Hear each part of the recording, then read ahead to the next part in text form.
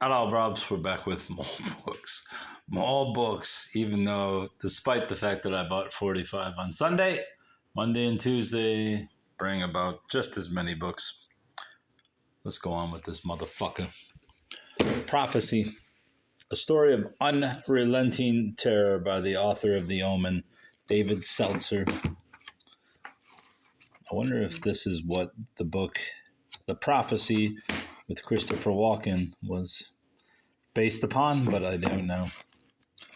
But since I have The Omen, figured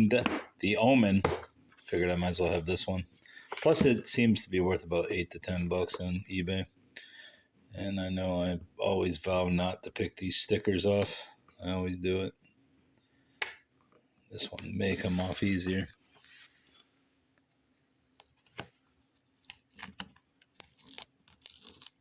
Oh, look, there's a sticker underneath the sticker. Oh, freaking cute. What does that say?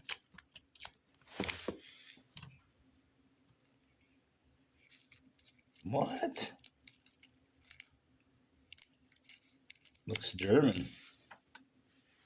I don't know what the hell that's about. This one I did not purchase at a thrift store. I picked it up for, I think, $17 on the internet.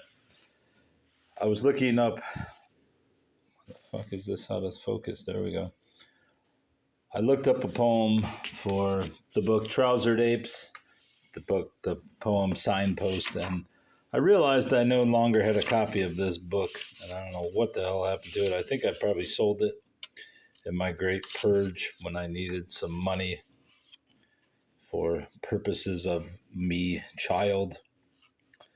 And I don't even see Signpost in here. It's not. It must have been in Solstice and Other Poems, which I could not find for cheap, so I purchased this as a reflex, and as you can tell, the book's in great shape. This is 1937, so it's at 67 plus 24, 91-year-old book, and it's in great shape. Jeffers, champion. This is an interesting one. Get the frick off me. Star Trek: The Next Generation personal log. And somebody has, I think it was from 1996, I believe. Yeah. They took a trip out west and looks like they were gone for June 27th to at least the 10th. Maybe I'll read it on this channel. Oh, great. The guy next door is mowing the lawn.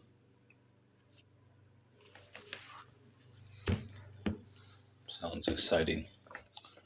I found another copy of Donna Tartt's I almost said Goldfish. Oh, look. One has winner Pulitzer Prize and the other has nothing. Don't know why I'm picking up multiple copies, but especially when the first copy was in well enough shape. Well, this is a definite reading copy. I was hoping one or two would be signed, but neither is. And since I've recently looked up the secret history, as I mentioned in a short that almost got my channel deleted forever, where I included 10 seconds of a Donna Tartt video, and I almost got erased, that The Secret History is not a very cheap book to acquire in its first edition format. Can I cut my lawn? I mean, come on, go ahead. I cannot reach you, Mika, I don't know anything about these books. I got them for my child. My child didn't seem very interested in them, so guess I'm keeping them. They were 3 for $1, so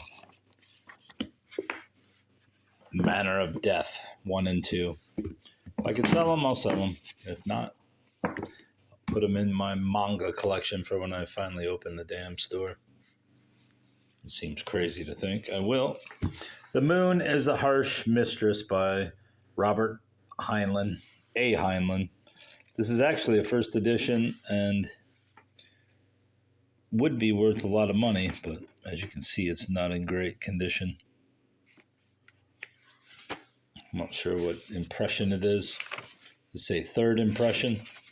Yeah, this may be worth some money, especially since the book itself is not in, obviously it's ex-library, not in great condition, but the dust jacket seems to be in pretty good shape, honestly, despite the cover, despite the Mylar jacket, which is rather shoddy, but I think it did its job. It kept this, let me take this off. This is exactly what I was hoping for, is that this tape would be so brittle that it would come right off.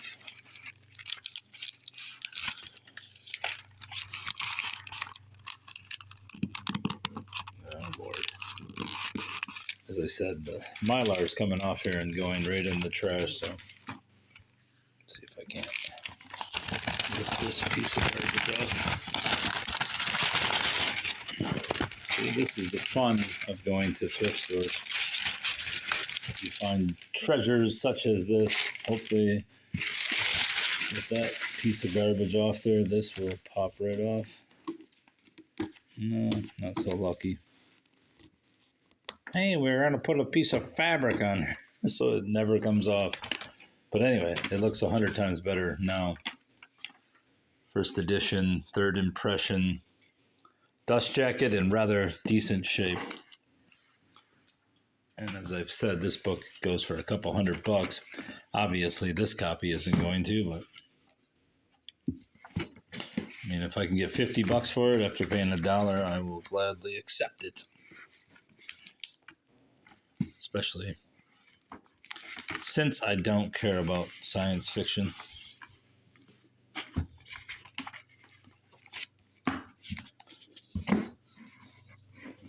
See, now we got a collectible book in rather terrible condition, but with a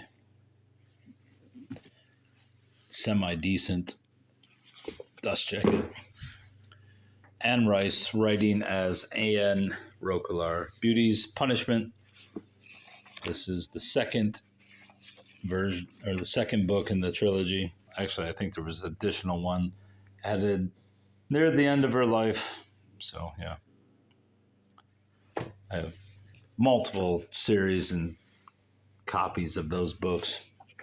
Comet of Nostradamus, August 2004 Impact, R.W. Welch, 2000. Since I have a collection of Nostradamus books, I figured it couldn't hurt to add an uncorrected proof to that collection. This book is purely a buy for profit. And considering that I just sold 2 books for $80, well, 2 for a total of $80 yesterday, and after shipping, I probably made $60 after paying about $1 a piece for them. I cannot complain about nor should you complain about my purchases for resale. This book's about a $10 book. If, what's their name? Thrift Books will take it back in the trade for 3 or 4. I'll just trade it to them and forego the shipping. Otherwise, I can probably sell this for $10, which in today's world is a $5 shipping fee. So it's about a $4 profit. 50 cents for $4 doesn't sound like much. So I'll probably look for another book in her oeuvre. Will in the World, How Shakespeare Became Shakespeare by Stephen Greenblatt. As if I needed another Shakespeare book. But there it is, another biography of Shakespeare by Stephen Greenblatt. This may be one of the all-time worst covers. What? Oh, is she coming to get me? Pat Robbins fell in love at first sight. She had been widowed for over a year, and it was time for her to fall in love. Unfortunately, she lost her heart to a house, not a man. But lose it she did, and even if she had known that moving to the house would lead inexorably to the dreadful things that happened, she would have had to go there. She would have had to go there because she was in love. And love is more powerful than reason.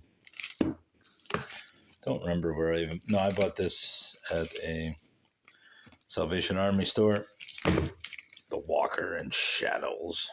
50-cent book. This one is the most expensive of the group. It's a 1977 reprint of the 1894 classic Legends of Lay Detroit by... I can't remember her name. Marie Caroline Watson Hamlin. Illustrated by Miss Isabel Stewart, 1884. This is the 1977 reproduction, which is worth more than, obviously, the newer reproductions. But this book was out of print for, nearly 100 years. It's a classic. It's the first mention of the Nain Rouge.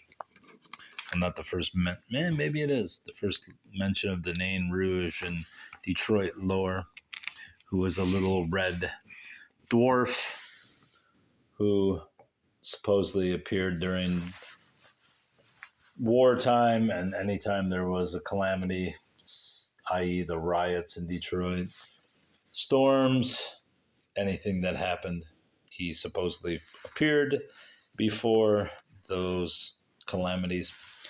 From the faraway nearby Georgia O'Keeffe as icon. Picked this up because it was a 10-cent book at the library in their reject. So in total, I paid $2.10 at the library for these two books. So basically $1.05 each. I wouldn't have bought this otherwise. So there you go. I also had a copy of, what's his name? Not Oscar Brand. What the hell's his name? Russell Brand.